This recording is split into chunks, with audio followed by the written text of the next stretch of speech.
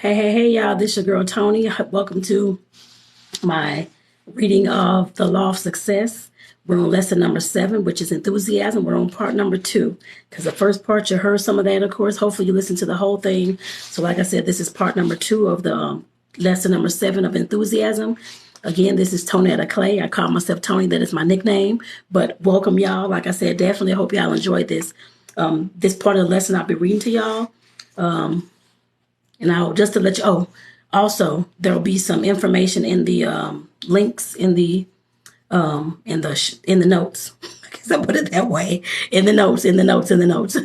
So like I said, definitely make sure that y'all check them out. And like I said, welcome to this podcast. This is the Social Worker Coach podcast. And yes, you will see this being read live on YouTube as well. So like I said, definitely make sure, like I said, there'll be links in the description of the podcast of this episode that can take you to my YouTube, so you can go ahead and subscribe there too. And for those who are on YouTube, make sure that you get your butt on over to Spotify or Apple Podcasts, wherever you listen to your podcast at, and subscribe to my podcast as well. And like I said, let's go ahead and get into this. Like I said, again, this is lesson number 7 on enthusiasm. Picking up where I left off, y'all. The criminal was brought to the guillotine and his head was placed under the knife after he had been blindfolded. A heavy, sharp-edged plank was then dropped on his neck, producing a shock to that of a sharp-edged knife. That sounds horrible. Warm water was then gently poured on his neck and allowed to trickle slowly down his spine to imitate the flow of warm blood. In 7 minutes, the doctor pronounced the man dead. His imagination, through the principle of suggestion, had actually turned the sharp-edged plank into a guillotine blade and stopped his heart from beating. In the little town where I was raised, there was an old lady who constantly complained that she feared death from cancer. During her childhood, she had seen a woman who had cancer, and the sight was so impressed. And the sight had so impressed itself upon her mind that she began to look for symptoms of cancer in her own body. She was sure that every little ache and pain was the beginning of her long looked-for cancer symptoms. I have seen her place her hand on her breast and have heard her exclaim, "Oh, I'm sure I have breast cancer growing here. I can feel it." When complaining of this imaginary disease, she always placed her hand on her left breast, which she believed the cancer was attacking her. For more than 20 years, she kept this up. A few weeks ago, she died with the cancer on her left breast. If suggestion will actually turn the edge of a plank into a guillotine blade and transform healthy body cells into parasites out of which cancer will develop, can you imagine what it will do in destroying disease germs if properly directed? Very interesting. Suggestion is the law through which mental healers work what appear to be miracles. I have personally witnessed the removal of parasitical growths known as warts through the aid of suggestion within 48 hours. Wow. You, the reader of this lesson, can be sent to bed with imaginary sickness of the worst sort in 2 hours, time or less, through the use of suggestion. If you should start down the street and 3 or 4 people in whom you had confidence should meet you and each exclaim that you look ill, you will be ready for a doctor. This brings to mind an experience that I had with a life insurance salesman. I had made application for a policy, but was undecided as to whether I should take 10 or 20,000. Meanwhile, the agent had sent me to the life insurance company's doctor to be examined. The following day, I was called back for another examination. The second time, the examination was more searching, and the doctor carried a worried look on his face. The third day, I was called back again, and this time 2 consulting physicians were there to look over me. They gave me the most searching examination I ever received or heard of. The next day, the agent called and addressed me as follows. I do not wish to alarm you, but the doctors who examine you do not agree on your analysis. You have not yet decided whether you would take the $10,000 or $20,000 worth of life insurance, and I do not think it fair for me to give you a report on your medical examination until you make this decision. Because if I did, you might feel that I was urging you to take the larger amount. Then I spoke up and said, "Well, I have already decided to take the full amount." True enough, I had decided to take the $20,000 policy. I decided the moment the agent planted the suggestion in my mind that perhaps I had some constitutional weakness that would make it hard for me to get as much insurance as I wanted. Very well, said the agent. Now that you have decided, I feel it my duty to tell you that 2 of the doctors believe you have the tubercular germ in your system, while the other 2 disagree. The trick had been turned. Clever suggestion had pushed me over the fence of indecision, and we were all satisfied. Where does enthusiasm come in, do you ask? Never mind. It came in all right. But if you wish to know who brought it, you will have to ask the life insurance agent and his 4 medical accomplices, which it sounds like they work together. For I'm sure they must have a hearty laugh at my expense, I'm sure. But the trick was all right. I needed the insurance anyway. Of course, if you happen to be a life insurance agent, you will not grab this idea and work it out on the next prospective client who is slow in making up his mind about the policy. Of course you will not. A few months ago, I received one of the most effective pieces of advertising I ever saw. It was a neat little book in which a clever automobile insurance salesman had reprinted press dispatches that he had gathered from all over the country, in which it had shown that 65 automobiles had been stolen in a single day. Wow.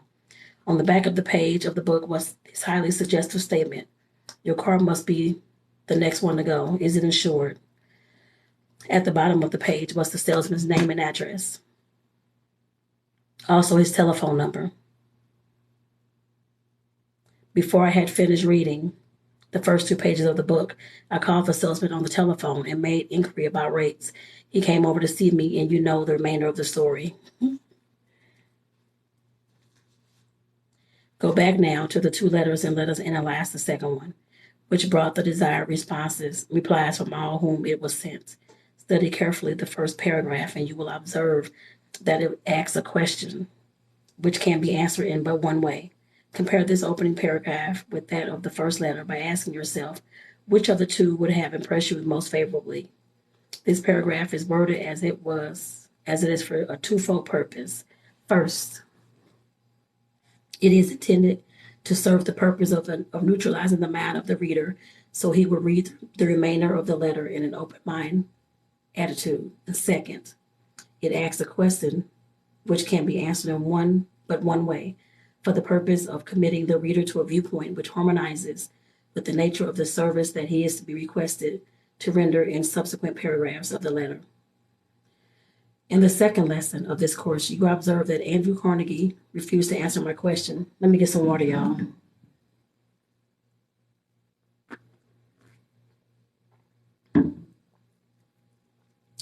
When I asked him to what he attributed his success, until he had asked me to define the word success, he did this to avoid misunderstanding. The first paragraph of the letter we are analyzing is so worded that it states the object of the letter and at the same time practically forces the reader to accept that object as being sound and reasonable. Any person who would answer the question asked in this paragraph of the letter under discussion in the negative will by the same answer convict himself on the charge of selfishness, and no man wants to face himself with a guilty conscience on such a charge. Just as the farmer first plows his ground, then fertilizes it, and perhaps harrows it and prepares it to receive the seed in order that he may be sure of a crop, so does this paragraph fertilize the mind of the reader and prepare it for the seed which is to be placed there through the subtle suggestion that the paragraph contains. Study carefully the second paragraph of the letter, and you will observe that it carries a statement of fact which the reader can neither question nor deny. It proves him with no reason for argument because it is obviously based upon a sound fundamental. It takes him the second step of a psychological journey that leads straight toward compliance. It takes him the second step of the psychological journey that leads straight towards compliance with the request that is carefully clothed and covered up in the third paragraph of the letter. But you will notice that the third paragraph begins by paying the reader a nice little compliment that was not designed to make him angry.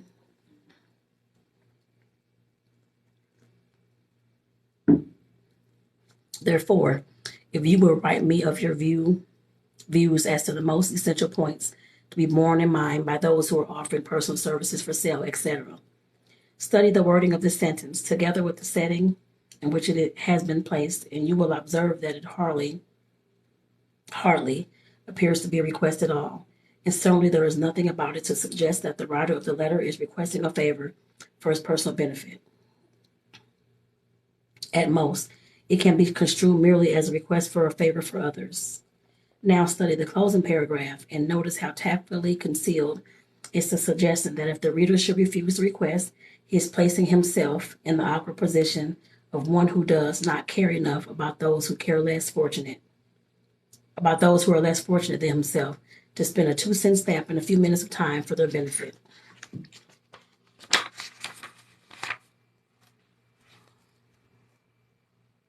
From start to finish, the letter conveys its strongest impressions by mere suggestion. Yet this suggestion is so carefully covered that it is not obvious except upon careful analysis of the entire letter.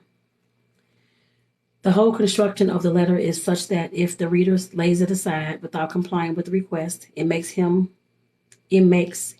will have to reckon with his own conscience. This effect is intensified by the last sentence of the last paragraph, and especially by the last 13 words of that sentence. Quote, "Who will read your message, believe in it, and be guided by it." Quote. This letter brings the reader up with a bang and turns his own conscience into an ally of the writer.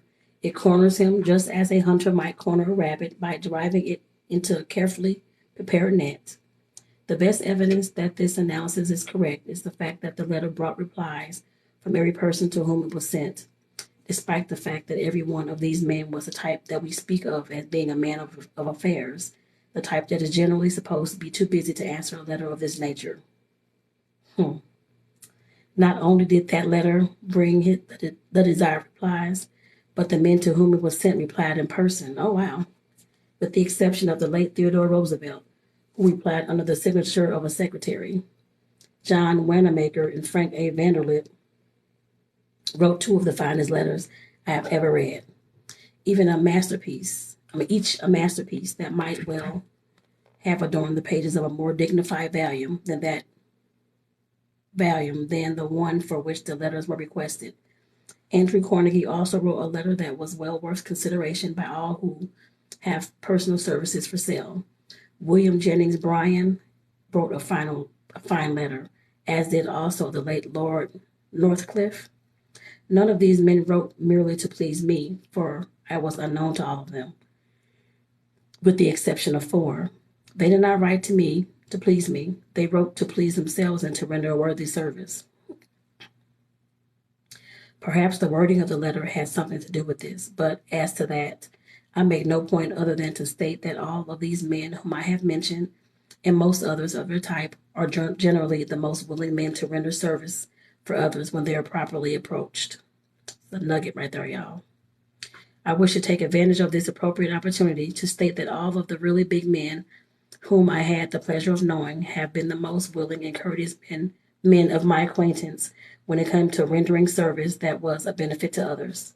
Perhaps this was one reason why they were really big men. The human mind is a marvelous piece of machinery. One of its outstanding characteristics is noticed in the fact that all impressions which reach it, either through outside suggestion or auto-suggestion, are recorded together in groups which harmonize in nature. The negative impressions are stored away all in one portion of the brain, while the positive, excuse me, y'all, I'm yawning, Lord have mercy, it's early morning actually, while the positive impressions are stored in another portion. I hope I don't make that yawn contagious for y'all. When one of these impressions or past experiences is called into conscious mind through the principle of memory, there is a tendency to recall with it all others of a similar nature, just as the raising of one link of the chain brings up another link with it. For example, anything that causes a feeling of doubt to arise in a person's mind is sufficient to call forth all his experiences which cause him to become doubtful. If a man is asked by a stranger to cash a check, immediately he remembers having cashed checks that were not good or having heard of others who did so. Through the law of association, all similar emotions, experiences, and sense impressions that reach the mind are filed away together, so that the recalling of one has a tendency to bring back memories of all others. To arouse a feeling of distrust in a person's mind has a tendency to bring the surface of every doubt building experience that person ever had. For this reason, successful salesmen endeavor to keep away from the discussion of subjects that may arouse the buyer's chain of doubt impressions, which he has stored away by reasons of previous experiences. The successful salesman quickly learns that knocking a competitor or a competing article may result in bringing to the buyer's mind the certain negative emotions growing out of previous experiences, which may make it impossible for the salesman to neutralize the buyer's mind. This principle applies to and controls every sense impression that is lodged in the human mind. Take the feeling of fear, for example.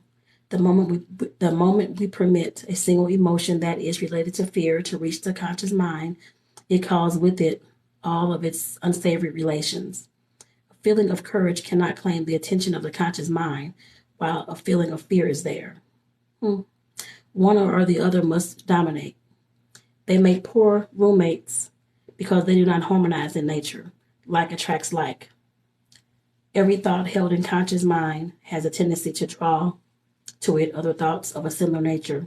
You see, therefore, that these feelings, thoughts, and emotions growing out of past experiences, which claim the attention of the conscious mind, are backed by a regular army of supporting soldiers of a similar nature that stand ready to aid them in their work. Deliberately placed in your own mind through the principle of autosuggestion, the ambition to succeed through the aid of a definite chief aim, and notice how quickly all of your latent and undeveloped ability in the nature of past experiences will become stimulated and aroused to action in your behalf. Plant in the boy's mind, through the principle of suggestion, the ambition to become a successful lawyer, or doctor, or engineer, or businessman, or financier, and you will plant that suggestion deeply enough and keep it there. By repetition, it will begin to move that boy toward the achievement of the object of that ambition. That is true. Kids, you can do that way all the time. I'm looking to see how many pages I got left, y'all. That's all. That's all. Or how many? Okay. We have quite a bit, so that's okay. If you will plant a suggestion deeply, mix it generously with enthusiasm, for enthusiasm is the fertilizer that will ensure its rapid growth as well as its permanency. When the right kind-hearted old gentleman planted in my mind the suggestion that I was a bright boy and that I could make my mark in the world if I would educate myself, it was not so much what he said as it was the way in which he said it that made a deep and lasting impression on my mind. It was the way in which he gripped my shoulders and the look of confidence in his eyes that drove his suggestion so deeply into my conscious mind that it never gave me any peace until I commenced taking steps that lead to the fulfillment of the suggestion. This is a point that I would stress with all the power at my command. It is not so much what you say as it is the tone and the manner in which you say it that makes a lasting impression. That's always the case. It naturally follows, therefore, that sincerity of purpose, honesty, and earnestness must be placed back of all that one says if one would make a lasting and favorable impression.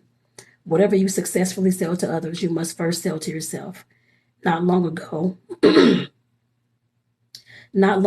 I was approached by an agent of the government of Mexico who sought my services as a writer of propaganda for the administration in charge at that time. His approach about as follows. Whereas Senior was a reputation as an exponent of the Golden Rule philosophy, and whereas Senior is known throughout the United States as an independent who is not allied with any political faction, now therefore would Senior be gracious enough to come to Mexico, study the economic and political affairs of that country, then return to the United States and write a series of articles to appear in the newspapers, recommending to the people of America the immediate recognition of Mexico by the government of the United States, etc. For this service, I was offered more money than I shall perhaps even possess during my entire life, but I refused the commission, and for that reason that will fail to impress anyone except those who understand the principle which makes it necessary for all who would influence others to remain on good terms with their own conscience. I could not write convincingly of Mexico's cause for the reason that I do not believe in that cause. Therefore, I could not have mixed sufficient enthusiasm with my writing to have made it effective, even though I had been willing to prostitute my talent and dip my pen into that ink that I knew to be muddy. I will not endeavor further to explain my philosophy on this incident for the reason that those who are far enough advanced in the study of autosuggestion would not need further explanation, while those who are not far enough advanced would not, and could not understand. No man can afford to express through words or actions that which is not in harmony with his own belief. If he does so, he must pay by the loss of his ability to influence others. Please read aloud the foregoing paragraph. It is worth emphasizing by repetition, for lack of observation of the principle upon which it is based constitutes the rocks and reefs upon which many a man's definite chief aim dashes itself to pieces. I do not believe that I can afford to try to deceive anyone about anything, but I know that I can afford to try to deceive myself. To do so would destroy the power of my pen and render my words ineffective. It is only when I write with the fire of enthusiasm burning in my heart that my writing impresses others favorably. And it is only when I speak from a heart that is bursting with belief in my message that I can move my audience to accept that message. I would also have you read aloud the foregoing paragraph. Yes, I would have you committed to memory. Even more than this, I would have you write it out and place it where it may serve as a daily reminder of a principle, nay, a law as immutable as the law of gravitation, without which you can never become a power in your chosen life work. There have been times, and many of them, when it appeared that if I stood by this principle, it would mean starvation. There have been times when my closest friends and business advisors have strongly urged me to shade my philosophy for the sake of gaining a needed advantage here and there, but somehow I have managed to cling to it. Mainly, I impose for the reason that I have preferred peace and harmony in my own heart to the material gain that I might have had by a forced compromise with my conscience. Strange as it may seem, my deliberations and conclusions on this subject of refusing to strangle my own conscience have seldom been based upon what is commonly called honesty. That which I have done in the matter of refraining from writing or speaking anything that I did not believe has been solely a question of honor between my conscience and myself. And it always is, y'all. I have tried to express that which my heart dictated because I have aimed to give my words flesh. It might be said that my motive was based more upon self-interest than it was a desire to be fair with others, although I have never desired to be unfair with others as far as I'm able to analyze myself. No man can become a master salesman if he compromises his falsehood.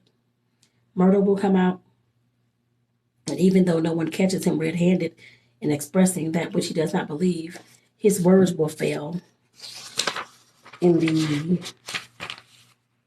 accomplishment of their purpose because he cannot give them flesh if they do not come from his heart and if they are not mixed with genuine, unadulterated enthusiasm. I would also have you read aloud the foregoing paragraph, for it embraces a great law that you must understand and apply before you can become a person of influence in any undertaking. In making these requests for the sake of emphasis, I am not trying to take undue liberties with you. I'm giving you full credit for being an adult, a thinker, an intelligent person. Yet I know how likely you are to skip over these vital laws without being sufficiently impressed by them to make them a part of your own workday philosophy. I know your weakness because I know my own. It has required the better part of 5 years of ups and downs, mostly downs, to impress these basic truths upon my mind so that they influence me. I have tried both them and their opposites. Therefore, I can speak, not as one who merely believes in their soundness, but as one who knows. And what do I mean by these truths? So that you cannot possibly misunderstand my meaning, and so that these words of warning cannot possibly convey an abstract meaning, I will state that by these truths I mean this. I cannot afford to suggest to another person by word of mouth or by an act of yours that which you do not believe, Surely that is plain enough. And the reason you cannot afford to do so is this. If you compromise your own conscience, it will not be long before you will have no conscience. For your conscience will fail to guide you, just as an alarm clock will fail to waken you if you do not heed it. Surely this is plain enough also. And how do I happen to be an authority on this vital subject, do you ask? I am an authority because I have experimented with this principle until I know how it works. But you may ask, how do I know that you are telling the truth? The answer is that you will only know by experimenting for yourself and by observing others who faithfully apply this principle and those who do not apply it. If my evidence needs backing, then consult any man whom you know to be a person who has tried to get by without observing this principle. And if he will not or cannot give you the truth, you cannot get it. Nevertheless, by analyzing the man. There is but one thing in this world that gives a real man enduring power. Gives a man real and enduring power, and that is his character. Reputation, bear in mind, is not character. Reputation is that which people are believed to be. Character is that which people are. If you would be a person of great influence, then be a person of real character. Character is the philosopher's lodestone, through which all who have it may turn the base metals of their life into pure gold. Without character, you have nothing, you are nothing, and you cannot be nothing. You can be nothing, except a pound of flesh and bone and hair, worth perhaps $25. Character is something that you cannot beg or steal or buy. You can get it only by building it, and you can build it by your own thoughts and deeds, and in no other way. Through the aid of autosuggestion, any person can build a sound character, no matter what his past has been. As a fitting close for this lesson, I wish to emphasize the fact that all who have character have enthusiasm and personality sufficient to draw them others who have character. You will now be instructed as to how you shall proceed in developing enthusiasm. In the event that you do not already possess this rare quality. The instructions will be simple, but you will be unfortunate if you discount their value on that account. First, complete the remaining lesson of this course, because other important instructions which are to be coordinated with this one will be found in subsequent lessons. 2. If you have not already done so, write out your definite chief aim in clear, simple language, and follow this by writing out the plan through which you intend to transform your aim into reality. 3rd, read over the description of your definite chief aim each night. Just before retiring, as you read, see yourself in imagination in full possession of the object of your aim. I need to do that, actually. Do this with full faith in your ability to transform your definite aim into reality. Read aloud with all the enthusiasm at your command, emphasizing every word. Repeat this reading until the small voice within tells you that your purpose will be realized. Sometimes you will feel effects of this voice from within the first time you read your definite chief aim, while at other times you will have to read it a dozen or 50 times before the assurance comes. But do not stop until you feel it. If you prefer to do so, you may read your definite chief aim as a prayer. The remainder of this lesson is for the person who has not yet learned the power of faith. I struggle with that, so this is me. And who knows, I'm sure there's others out there as well, and who knows little or nothing of the principle of autosuggestion. One of the greatest powers for good upon the face of the earth is faith. To this marvelous power may be traced miracles of the most astounding nature. It offers peace on earth to all who embrace it. Faith involves a principle that is so far-reaching in its effect that no man can say what are its limitations or if it has limitations. Write into the description of your definite chief aim a statement of the qualities that you intend to develop in yourself and the station in life that you intend to attain, and have faith as you read the description each night that you can transform this purpose into reality. Excuse me, y'all. Had another yawn. I should have took my butt to bed early is what I should have done. To be successful, you must be a person of action. Merely to know is not sufficient. It is necessary to both know and do. Yes. Enthusiasm is the mainspring of the mind, which urges one to put knowledge into action.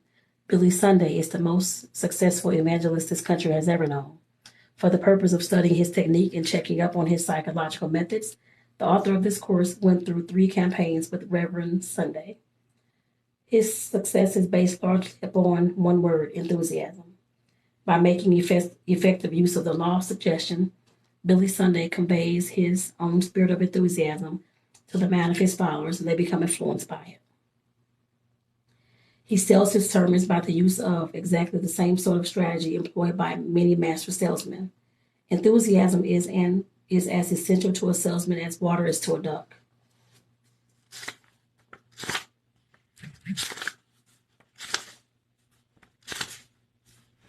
Trying to see where I'm at, y'all. Okay. I won't be able to read the rest of this because it's about how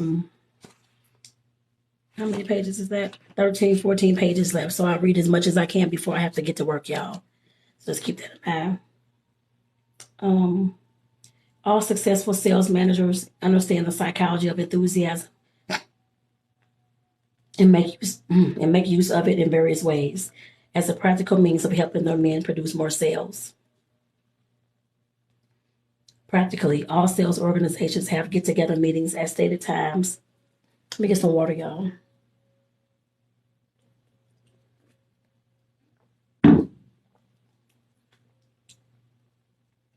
Where am I at? For the purpose of revitalizing the mind of all members of the sales force and injecting the spirit of enthusiasm, which can be best done in mass through group psychology. Sales meetings might properly be called revival meetings because their purpose is to revive interest and arouse enthusiasm, which will enable the salesman to take up the fight with renewed ambition and energy.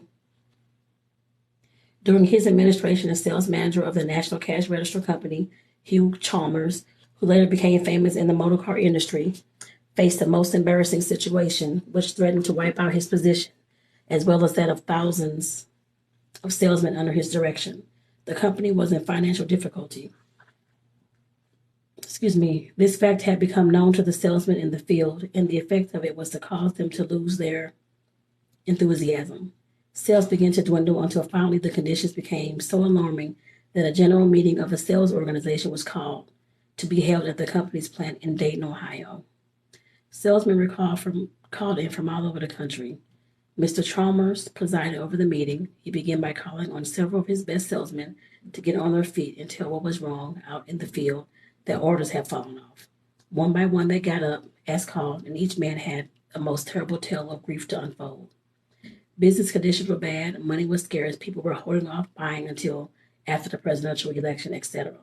As the fifth man began to enumerate the difficulties which kept him from making his usual quota of sales, Mr. Chalmers jumped on top of the table and held up his hands in silence and said, "Stop.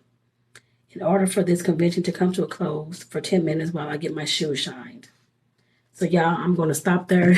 That's crazy, but I'm going to stop there. So like I said, definitely thank y'all. Trying to get my pencil, y'all, to mark the spot so I won't lose my spot. Trying to get my pencil. Here it is. Okay. Get my shoe shine. That's where I stopped at. Lord. Now, who in the world was stopping me to get some shoe shine? That's crazy. Crazy. But like I said, y'all, this is part number 2 of the lesson number 7 on enthusiasm from the book Law of Success by Napoleon Hill. Like I said, I'm going to read the rest of this whole book.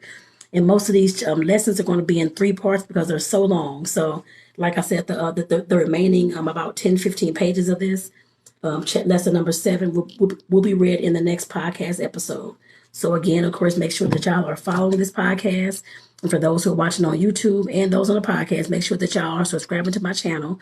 And of course, staying abreast on whenever I, of course, post videos on this YouTube channel. And of course, post and staying abreast when I also post or upload episodes to the podcast. So like I said, definitely y'all, I appreciate y'all for being here. This is Tonetta Clay, your social worker coach, and your Black girl who reads. So I want to say thank y'all. Like I said again, make sure that y'all check out the links in the description on YouTube and in the show notes on Same thing on the podcast, to check out the links that I posted in there. Of course, you'll find my other social media channels. So y'all can go and, of course, subscribe and follow me and that kind of thing, too, to stay in my world if you like. And if I speak to you, I guess I put it that way as well. But you'll also find some nice, cute journals that I made and stuff like that you can, of course, purchase as well. Like I said, definitely check it out, and as well as some merch, t-shirts and stuff like that, too. So check it out. Like I said, this is your girl, Tonetta, signing off. I want to say thank y'all, the social worker coach. I'll see y'all in the next episode. Peace out.